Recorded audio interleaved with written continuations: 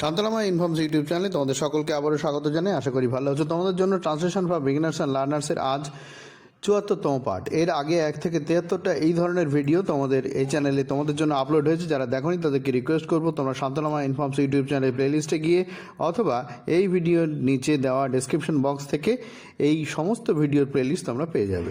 তো দেরি না করে শুরু করব। তোমরা আগে দেখে নাও কী ধরনের বাক্য আজকে তোমাদের সঙ্গে শেয়ার করতে চলেছি। তো দেখো, প্রথম বাক্য, বিদ্যা অমূল্য ধন। ঠিক আছে, বাক্যটা খুবই সহজ এবং ছোট। তো ছোট হলেও কিভাবে আমরা করব, প্রথমে আমাদের সাবজেক্ট খুঁজতে হবে। দেখো, বিদ্যা হয় অমূল্য ধন, এইরকম। বিদ্যা ইংরেজি আমরা কি ব্যবহার করব? লার্নিং ব্যবহার করতে পারি। ঠিক আছে, লার্নিং।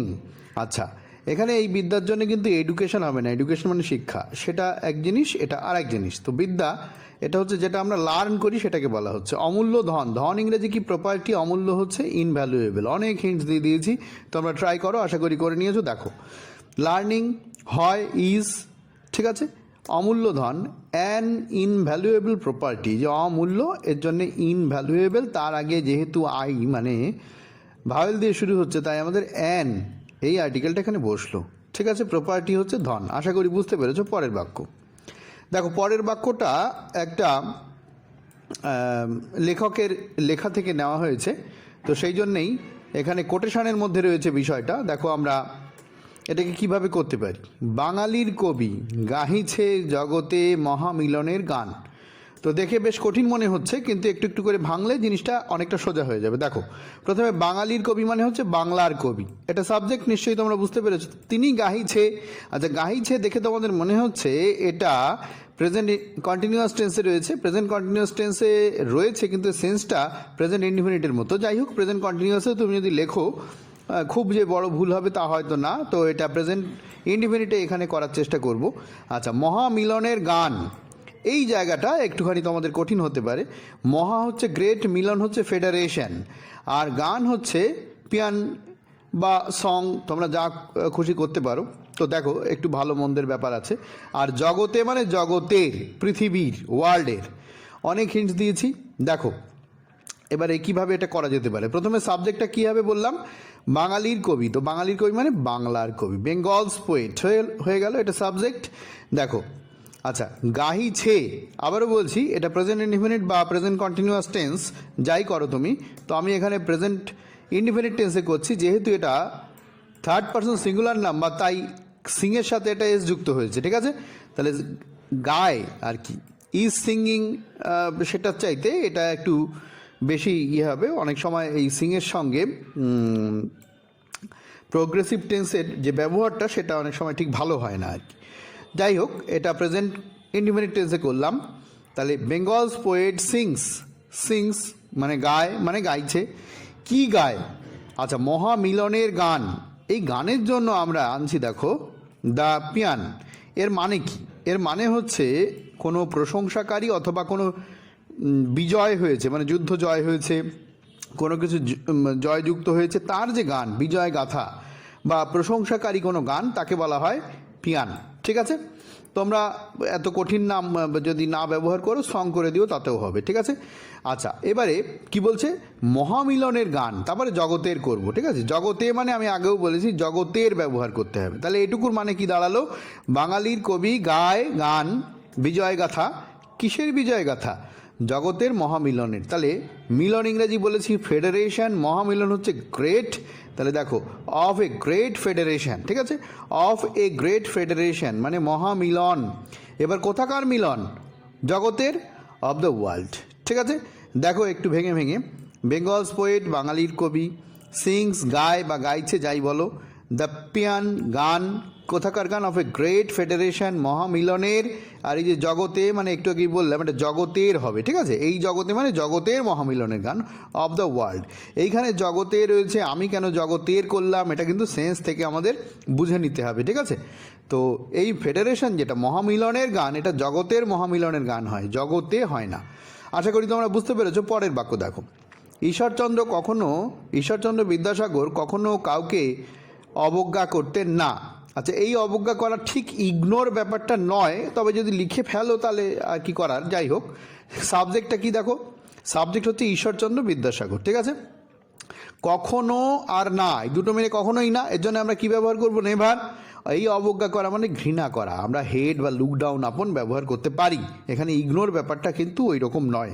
ইগনোর ব্যাপারটা হচ্ছে ধরো কেউ কিছু বলছে, আমরা ইগনোর করে যাচ্ছি, শুনছি না, এটা একরকম। আর এখানে হচ্ছে মান সম্মান, ঘৃণা করা, সম্মান দেওয়া, এই জিনিসটা বোঝাচ্ছে। ঠিক আছে, আশা করি বুঝতে পেরেছো। দেখো সেন্টেন্সটা তোমরা অবশ্যই ট্রাই করবে। দেখো মেলাও, ঈশ্বরচন্দ্র বিদ্যাসাগর হয়ে গেল সাবজেক্ট। তারপরে কি বলছে? কখনো কাউকে অবজ্ঞা করতেন না। তো কখনো করতেন না, এর জন্য আমরা একটা নেভার আনবো, সেটা আমরা সাবজেক্টের পরেই বসালাম নেভার, মানে কখনোই না। এবার কি করতেন না?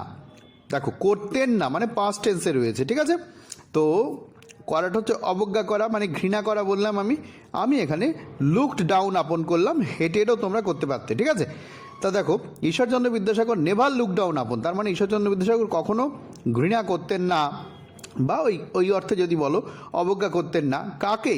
এনি ওয়ান, কাউকে, এই যে বলছে কাউকে।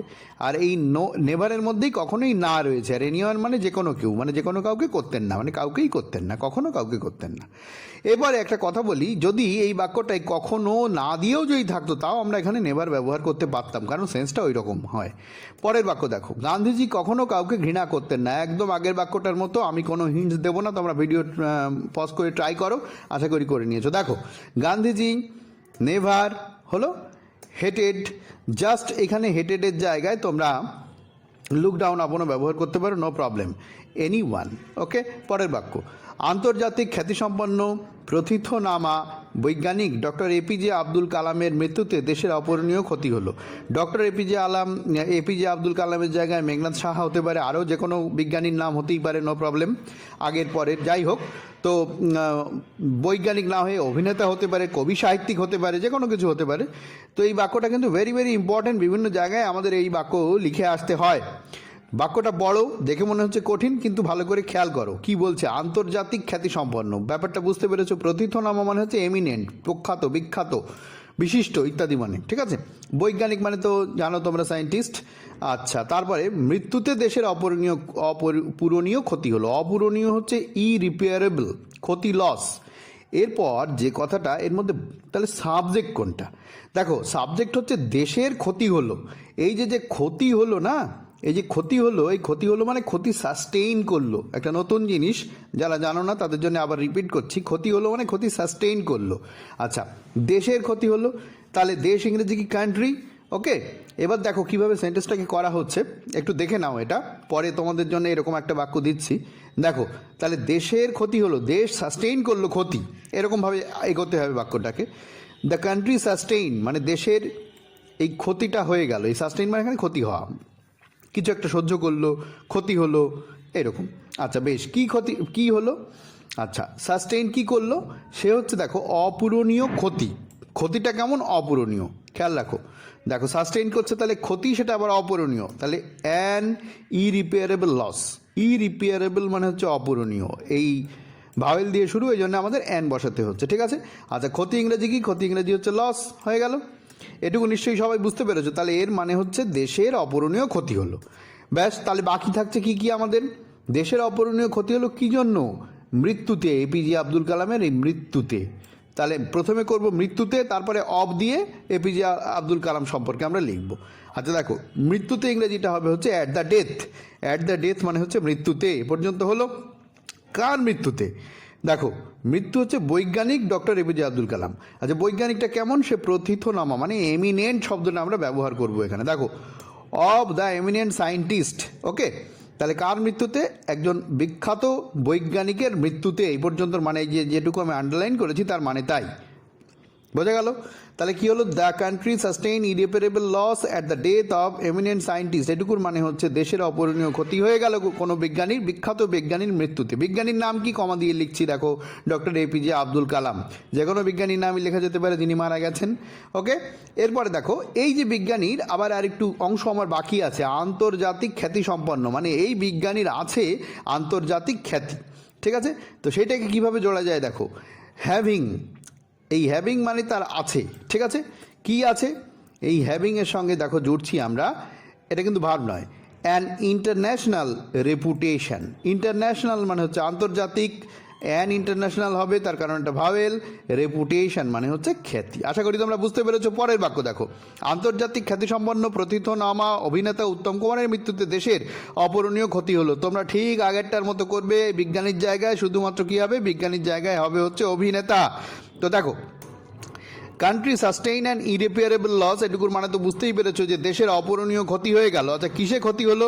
ক্ষতিটা হলো হচ্ছে মৃত্যুতে। কার মৃত্যু? দেখো, মৃত্যুতে, at the death of the eminent actor. এবার উত্তম কুমার কি? উত্তম কুমার তো আর বিজ্ঞানী না, উত্তম কুমার হচ্ছে অভিনেতা। তাহলে অভিনেতাটা করে দিলাম, at the death of the eminent actor. অ্যাক্টরের নাম কি? উত্তম কুমার। উত্তম কুমার কি খ্যাতি আছে? আন্তর্জাতিক খ্যাতি। আন্তর্জাতিক খ্যাতি হচ্ছে হ্যাভিং অ্যান ইন্টারন্যাশনাল রেপুটেশন। যদি তোমরা বুঝতে না পারো, ভিডিওটা আবার একটু ব্যাকওয়ার্ড ফরওয়ার্ড করে দেখে নিও, আশা করি তোমরা বুঝতে পারবে। পরের বাক্য দেখো কী বলছে, রবীন্দ্রনাথ বর্তমান যুগের শ্রেষ্ঠ কবি। সাবজেক্ট হচ্ছে রবীন্দ্রনাথ বর্তমান যুগের শ্রেষ্ঠ কবি। বর্তমান যুগ হচ্ছে প্রেজেন্ট এজ, শ্রেষ্ঠ কবি হচ্ছে গ্রেটেস্ট পোয়েট, তাই না? সেন্টেন্সটা কীভাবে হতে পারে? দেখো, Rabindranath is the greatest poet. Is the greatest poet, সবচেয়ে ভালো কবি হচ্ছে। এর অর্থ কবের? Of the present age. পরের বাক্য দেখো কি বলছে, আকাশ মেঘাচ্ছন্ন, ঝড় উঠবে। তো এই বাক্যটাকে কিভাবে করা যেতে পারে? আকাশ মেঘাচ্ছন্ন, ঝড় উঠবে। তো আকাশ মেঘাচ্ছন্ন, স্কাই ইজ ক্লাউডি। ঝড় উঠবে অনেক রকমভাবে ইংরেজি করা যেতে পারে। দেখো, কোনো জায়গায় কোনো গ্রামারিয়ান এটাকে কিভাবে লেখেন খেয়াল করো। দেখো, দ্য স্কাই ইজ ক্লাউডি, তার মানে কি? আকাশ মেঘাচ্ছন্ন। এটুকুর মানে হচ্ছে আকাশ মেঘাচ্ছন্ন। মেঘাচ্ছন্ন ইংরেজি হচ্ছে ক্লাউডি, মানে আকাশে অনেক মেঘ জমেছে। এবারে কি বলছে দেখো, ঝড় উঠবে। ঝড় উঠবে এই ইংরেজিটাকে এইভাবে ব্যবহার করা যেতে পারে, এ স্টর্ম, একটা ঝড়, ইজ গ্যাদারিং, এটা যেমন করা যেতে পারে। আবার এটাও করা যেতে পারে, এ Sturm is about to start, বা অন্য রকম যদি তোমরা কিছু করো, এ Sturm is about two gather, তাও হয়। এ স্টর্ম ইজ গ্যাদারিং মানে হচ্ছে ঝড় উঠছে। ঝড় এই ইংরেজিটা অনেক জায়গায় ব্যবহৃত হয়, ঠিক আছে? এটা তোমরা ব্যবহার করতে পারো, এটা ভালো ইংরেজি।